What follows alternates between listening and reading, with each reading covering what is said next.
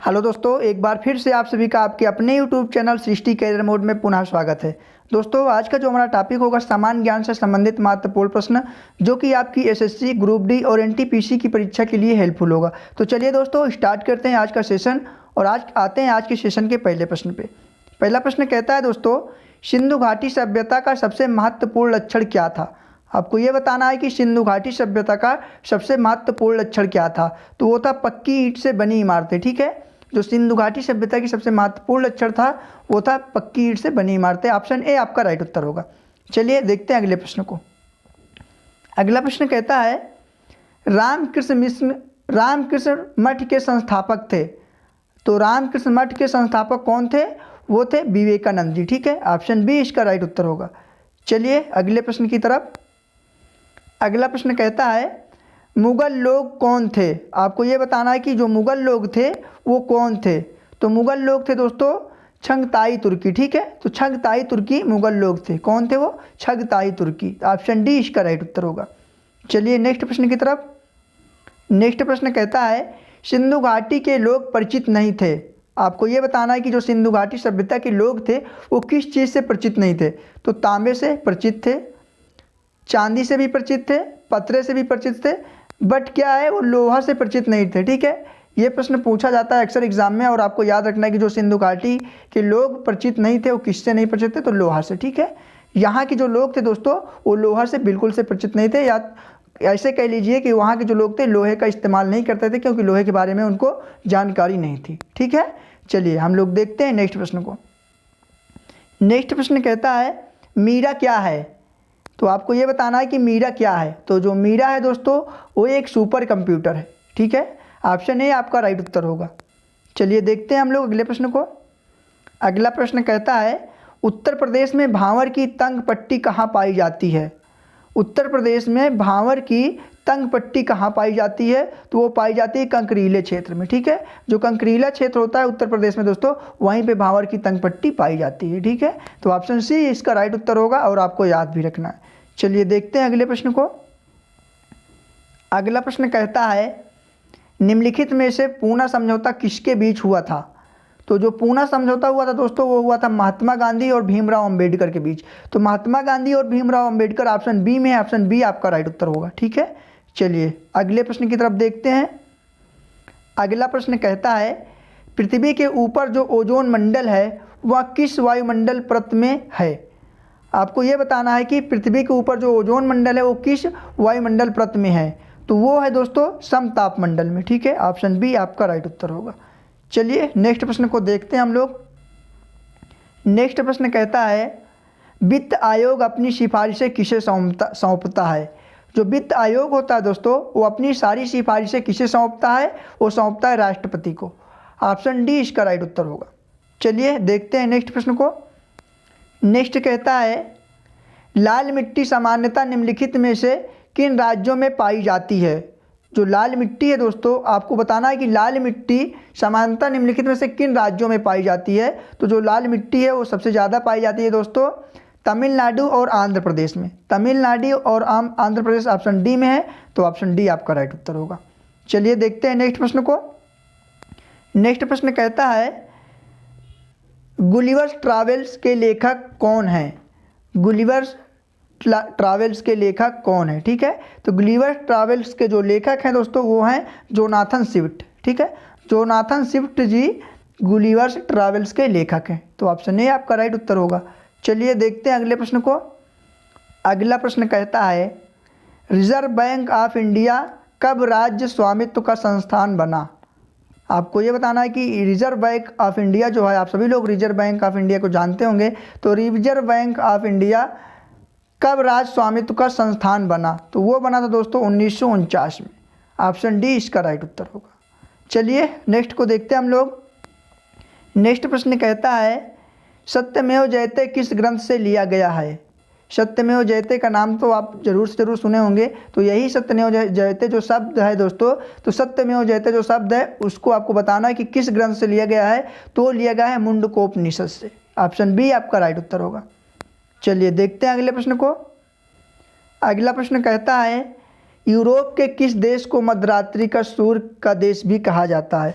Europe के किस देश को मध्य रात्रि के सूर्य का देश भी कहा जाता है? तो किस देश को कहा जाता है? नॉर्वे को। ठीक है, जो नॉर्वे देश है दोस्तों, इसको यूरोप का मध्य रात्रि का सूर्य का देश भी कहा जाता है, आपको याद रखना है। चलिए देखते हैं हम लोग नेक्स्ट प्रश्न को। नेक्स्ट प्रश्न कहता है मदर टेरेसा का जन्म कहाँ हुआ था? मदर टेरेसा का जन्म कहाँ हुआ था? तो हुआ था अल्बानिया में। ऑप्शन बी आपका राइट उत्तर होगा। चलिए अगले प्रश्न को देख लेते हैं। अगला प्रश्न कहता है समुद्री मार्ग से पृथ्वी का पूरा चक्कर लगाने वाला प्रथम समुद्री यात्री कौन था? आपसे प्रश्न में क्या कहता है कि समुद्री मार्ग से पृथ्वी का पूरा चक्कर लगाने वाला प्रथम समुद्री यात्री कौन था? तो वो था दोस्तों फरीदानंद मैगलन। ठीक है, ऑप्शन ए आपका राइट उत्तर होगा। तो कौन किया था समुद्री मार्ग से पृथ्वी का पूरा चक्कर, कौन लगाया था सबसे पहली बार? वो फरीदानंद मैगलन। ठीक है, ऑप्शन ए आपका राइट उत्तर होगा। चलिए देखते हैं हम लोग नेक्स्ट प्रश्न को। नेक्स्ट प्रश्न कहता है निम्नलिखित में से वास्को डी गामा किस देश की खोज की थी? तो वास्को डी गामा जो खोज किए थे दोस्तों, वो भारत के खोज किए थे। ऑप्शन ए आपका राइट उत्तर होगा। ठीक है, चलिए हम लोग देखते हैं नेक्स्ट प्रश्न को। नेक्स्ट प्रश्न कहता है मलेरिया रोग मानव के किस अंग को प्रभावित करता है?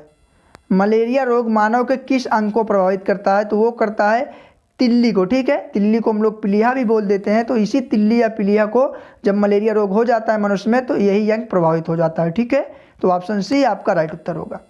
चलिए हम लोग देखते हैं अगले प्रश्न को। अगला प्रश्न कहता है विद्यार्थी सुरक्षा बीमा योजना लागू करने वाला देश का प्रथम राज्य कौन सा है? विद्यार्थी सुरक्षा बीमा योजना लागू करने वाला देश का प्रथम राज्य कौन सा है? वो है बिहार। ऑप्शन डी आपका राइट उत्तर होगा। ये भी प्रश्न काफ़ी इंपॉर्टेंट है, आपको ये भी प्रश्न याद रखना है। चलिए दोस्तों हम लोग देखते हैं अगले प्रश्न को। अगला प्रश्न कहता है काजीरंगा वन्यजीव आरक्षण कहाँ है? जो काजीरंगा वन्यजीव आरक्षण है दोस्तों, वो स्थित है आसाम में। ठीक है, तो ऑप्शन सी आपका राइट उत्तर होगा। ये ऑप्शन सी आपका राइट उत्तर होगा। जो काजीरंगा वन्यजीव आरक्षण है वो है असम में। ठीक है, हम लोग देखते हैं नेक्स्ट प्रश्न को। नेक्स्ट प्रश्न कहता है किस फसल की खेती के लिए जला क्रांति किया जाता है? तो किस फसल के खेती के लिए जला क्रांति किया जाता है? चावल की खेती के लिए जला क्रांति किया जाता है। ठीक है, तो ऑप्शन सी आपका राइट उत्तर होगा। चलिए देखते हैं अगले प्रश्न को। अगला प्रश्न कहता है नागार्जुन सागर प्रोजेक्ट किस नदी पर स्थित है? मोस्ट इंपॉर्टेंट क्वेश्चन है, आपको याद रखना है कि नागार्जुन सागर प्रोजेक्ट किस नदी पर स्थित है? तो वो स्थित है कृष्णा नदी पर। ऑप्शन ए आपका राइट उत्तर होगा। चलिए देखते हैं अगले प्रश्न को। अगला प्रश्न कहता है कोतगुडम थर्मल पावर प्रोजेक्ट कहाँ स्थित है? तो वो कहाँ स्थित है दोस्तों? आंध्र प्रदेश में। ऑप्शन सी आपका राइट उत्तर होगा। चलिए अगले प्रश्न की ओर देखते हैं हम लोग। अगला प्रश्न कहता है कल्पक्कम कहाँ स्थित है? तो कल्पक्कम कहाँ स्थित है? तो वो स्थित है तमिलनाडु में। ठीक है, चलिए देखते हैं हम लोग अगले प्रश्न को। अगला प्रश्न कहता है साइलेंट वैली किस राज्य में स्थित है?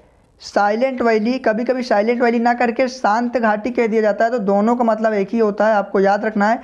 साइलेंट वैली कहे या शांत घाटी कहे, तो वो दोनों स्थित हैं केरला में। ठीक है, तो ऑप्शन बी आपका राइट उत्तर होगा। केरल ऑप्शन बी में है, ऑप्शन बी आपका राइट उत्तर होगा। साइलेंट वैली स्थित है केरल में। चलिए देखते हैं अगले प्रश्न को। अगला प्रश्न कहता है भारत में सांस्कृतिक परिचित्र कौन तैयार करता है? तो भारत में सांस्कृतिक परिचित्र तैयार करता है, वो करता है survey of India. Option B आपका राइट उत्तर होगा। ठीक है, जो सर्वे ऑफ इंडिया है यही भारत में सांस्कृतिक परिचित्र तैयार करता है। ठीक है, चलिए देखते हैं हम लोग नेक्स्ट प्रश्न को। नेक्स्ट प्रश्न कहता है इंडियन स्पेस रिसर्च ऑर्गेनाइजेशन का उपग्रह लॉन्च केंद्र कहाँ स्थित है? दोस्तों इंडियन स्पेस रिसर्च ऑर्गेनाइजेशन को हम लोग शार्ट में इसरो भी कहते हैं। ठीक है, इसरो का फुल फॉर्म ही इंडियन स्पेस रिसर्च ऑर्गेनाइजेशन है। ठीक है, तो इसमें पूछ रहा है कि इंडियन स्पेस रिसर्च ऑर्गेनाइजेशन का उपग्रह लॉन्च केंद्र कहाँ स्थित है?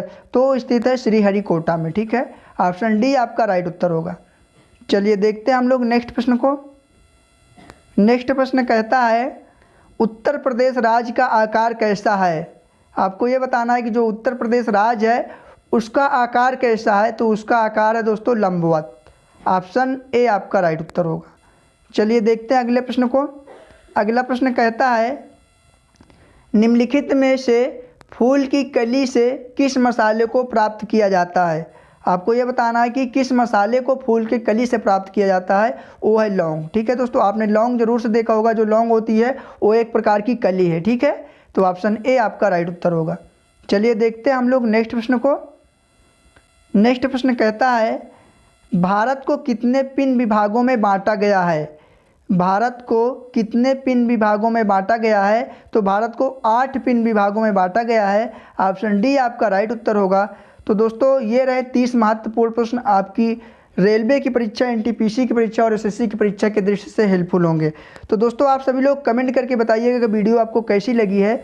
यदि वीडियो अच्छी लगी तो वीडियो को लाइक करिएगा, शेयर जरूर से ज़रूर करिएगा, चैनल को भी सब्सक्राइब करिएगा। फिर हम लोग मिलते हैं आप सभी से नेक्स्ट सेशन में। Thank you.